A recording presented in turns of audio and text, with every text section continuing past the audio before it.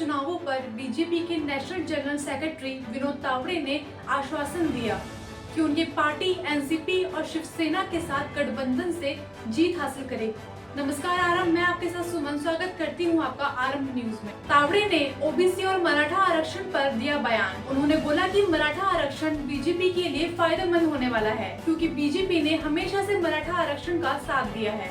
साथ ही उन्होंने ये भी कहा कि राहुल गांधी की जाति जनगणना की मांग से ओबीसी वर्ग चिंतित है, क्योंकि इससे ओबीसी आरक्षण खतरे में आ सकता है। अब बात करते हैं बीजेपी की ताकत, विकास और सीधी योजना के बारे में। तावड़े ने बयान दिया कि बीजेपी ने बुनियादी ढांचे और सीधी बयान योजना जैसे किसान सम्मान निधि, लाडली बहना जैसे आयोजन को बैलेंस किया और कहा कि पीएम मोदी जी की योजनाओं से आम जनता को फायदा होगा। साथ ही लोकसभा चुनाव में बीजेपी को कम सीट मिलने पर तावड़े बोले कि वोट लगभग समान ही है और वोटों के बंटवारे से बीजेपी को फायदा ही होगा।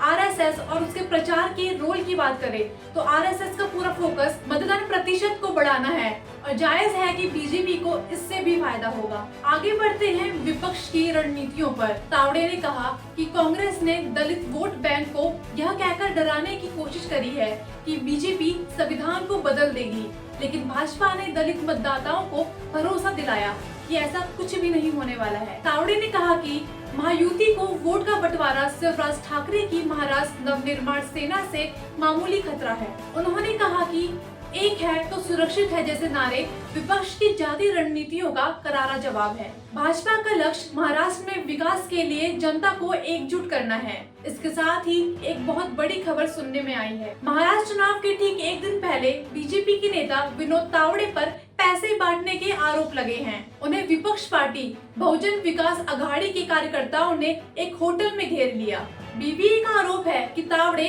5 करोड़ रुपए बांटने के लिए लेकर आए थे।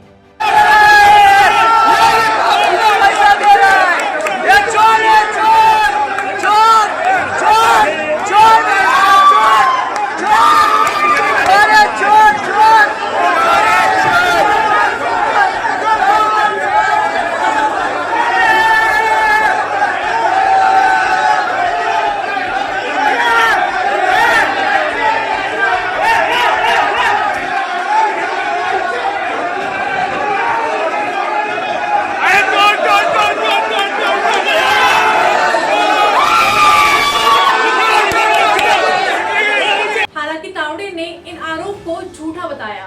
विनोद तावड़े ने कहा कि मैं कार्यकर्ताओं से मिलने गया था, मैंने कुछ गलत नहीं किया। पुलिस और चुनाव आयोग को इस पर जांच करनी चाहिए। ऐसे ही खबरों को जानने के लिए जुड़े रहे आरंभ न्यूज के साथ।